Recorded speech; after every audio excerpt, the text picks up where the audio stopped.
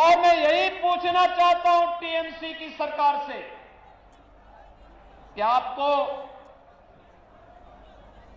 राम भक्तों पर तो कोई रहम नहीं, लेकिन बंगाल के अंदर अराजकता पैदा करने वाले लोगों के साथ आखिर टीएमसी की कौन सी दोस्ती और कौन सी गठबंधन है जिसके कारण वह बंगाल की पूरी व्यवस्था को बदलने पर उतारू हो गए हैं। ये आत्मघाती कदम बंगाल की धरती से क्यों?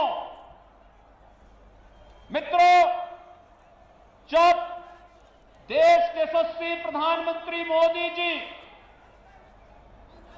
पाकिस्तान, बांग्लादेश और अफगानिस्तान के पीड़ित और प्रताड़ित हिंदुओं, सिखों, बौद्धों, जैनियों,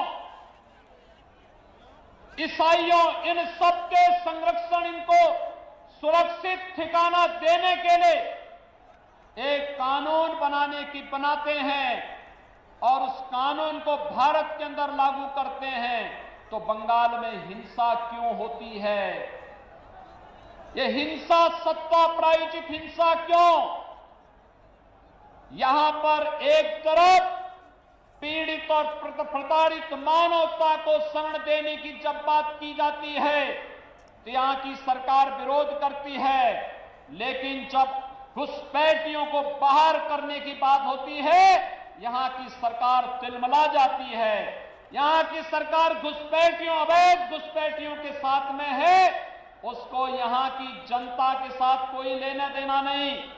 और यही कारण है कि यहां की सरकार केंद्र सरकार की किसी भी कल्याणकारी योजना का लाभ यहां के नागरिकों को देने में पूरी तरह फेल है। मित्रों, मैं आया हूं उत्तर प्रदेश से। हमने उत्तर प्रदेश में कुछ चीजें इस रूप में की जिसने उत्तर प्रदेश के अंदर व्यापक परिवर्तन किया है, और उस व्यापक परिवर्तन के कारण आज आप देखते होंगे यहां पर गर्मियों में जून से लेकर के अक्टूबर के बीच में इंसेफ्लाइटिस से हजारों मौतें बंगाल में आज भी होती हैं, लेकिन बंगाल के अंदर अज्ञात बीमारी दिखा करके इस बीमारी से होने वाली मौतों को छुपाने का कार्य टीएमसी की सरकार करती है।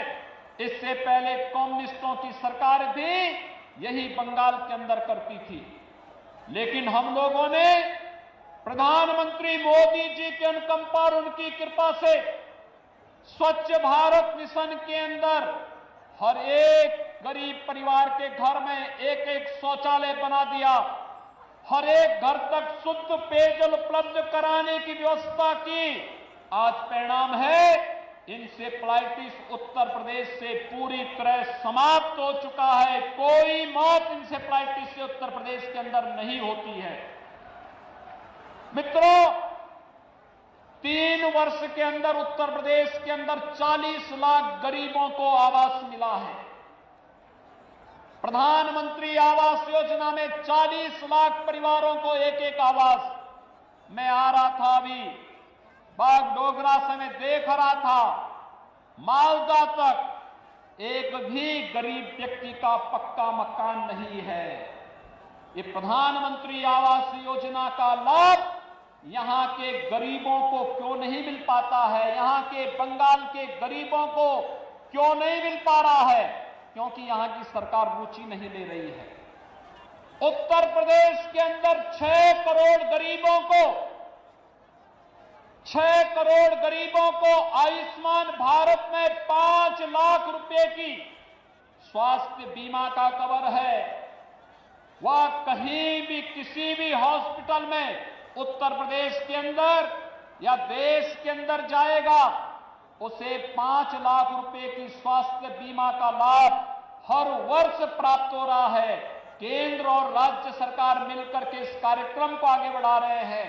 आखिर प्रधानमंत्री आयुष्मान भारत का लाभ बंगाल के गरीबों को, बंगाल के नागरिकों को टीएमसी की सरकार क्यों नहीं देने जा रही है? क्योंकि उसे मालूम है अगर वह इन गरीबों को इसका लाभ दे देगी तो फिर वह वोट बैंक नहीं बना पाएगी। मित्रों, इसी प्रकार से अगर आप देखेंगे प्रधानमंत्री किसान सम्मान निधि का लाभ उत्तर प्रदेश के अंदर 2,42,00,000 किसानों को हर वर्ष प्रधानमंत्री किसान सम्मान निधि में 6,000 रुपए डीबीटी के माध्यम से उसके अकाउंट में पैसा आता है। लेकिन बंगाल के अंदर प्रधानमंत्री किसान सम्मान निधि को नहीं लागू करने दिया गया। ममता दीदी ने ये पैसा यहां के किसानों के खाते में नहीं देने दिया, किसानों को इसका लाभ मिले, उन्होंने इसको बंगाल में लागू ही नहीं करने दिया गया। नेशनल पोर्टेबिलिटी के अंतर्गत one nation one ration card की सुविधा अगर बंगाल का व्यक्ति बंगाल के अंदर चाहे तो बंगाल के अंदर, और अगर उसकी मर्जी आए तो वह देश के अंदर जहां कहीं रहता है राशन कार्ड से राशन लेने का लाभ ले सकता है।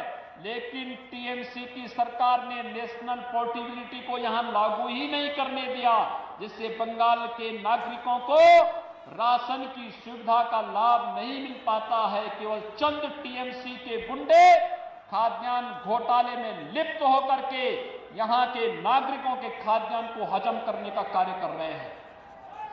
मित्रों, बंगाल के अंदर छल छद्म और धोखे से यहां पर लव जिहाद की घटनाओं को भी अंजाम दिया जा रहा है। हम लोगों ने यूपी के अंदर कानून बना दिया, लेकिन बंगाल के अंदर क्योंकि तुष्टीकरण की राजनीति है, न वह गौ तस्करी को यहां की सरकार रोक पा रही है और न ही लव जिहाद की उन घातक गतिविधियों को जिसका दुष्परिणाम आने वाले समय में बड़ा खतरनाक होने जा रहा है, वह यहां की सरकार इसको रोकने में पूरी तरह विफल है। और इसीलिए आज हम सब परिवर्तन यात्रा में आप सबका आह्वान करने के लिए आए हैं।